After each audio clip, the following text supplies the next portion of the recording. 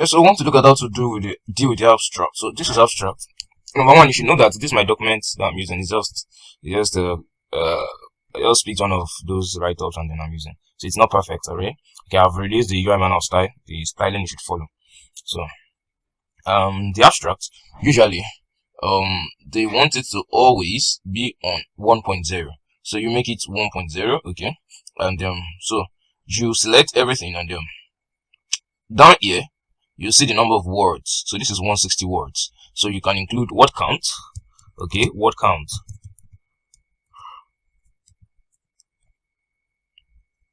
Word count is 160, okay?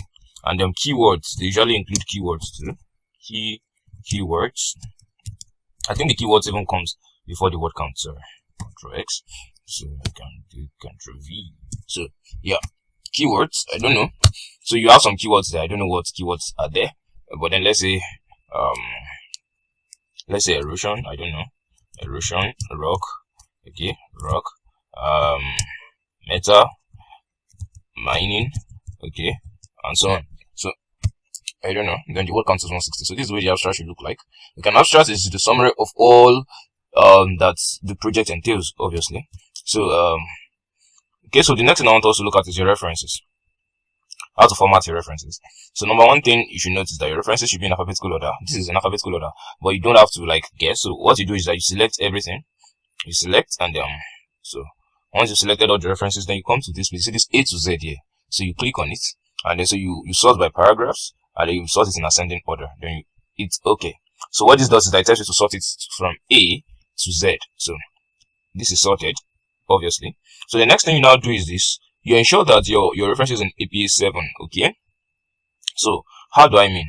All the names of the publications or the journals or the books you use, or the title must be in italics. Look at that, just like this is in italics. Look at this one too.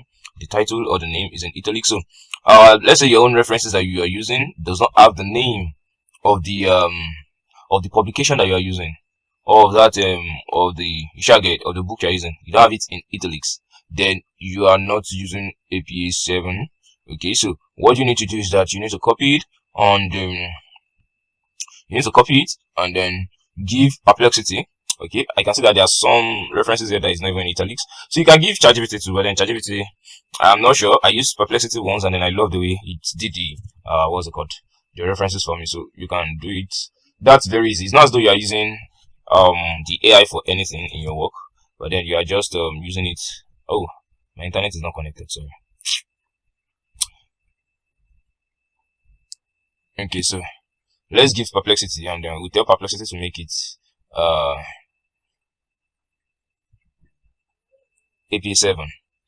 So it's going to italicize everything that ought to be italicized. Instead of you italicizing it manually yourself, you get to just tell this guy to help format in APA 7. So yeah, perplexity will do a good job.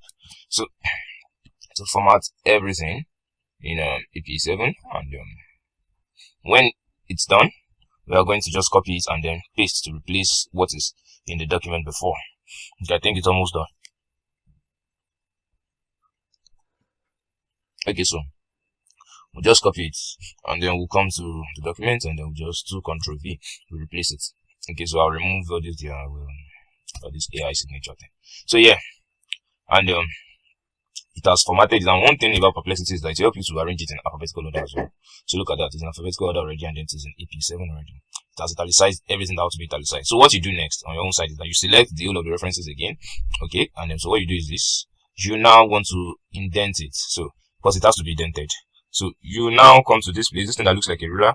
Then you select the above, the one that is on top. You left click on it and then you drag it. Okay, and yeah, that's the indentation. But some of you look at your laptop and say, I don't have this ruler. Just calm down. So you come to view here and you see ruler here.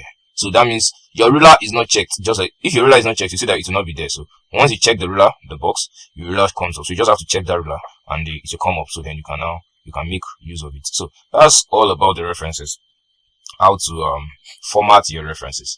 Okay, so next video we'll talk about those that are, because not everybody is using footnotes, but those that will be using footnotes, how to insert footnotes. And yeah, so see you again in the next video.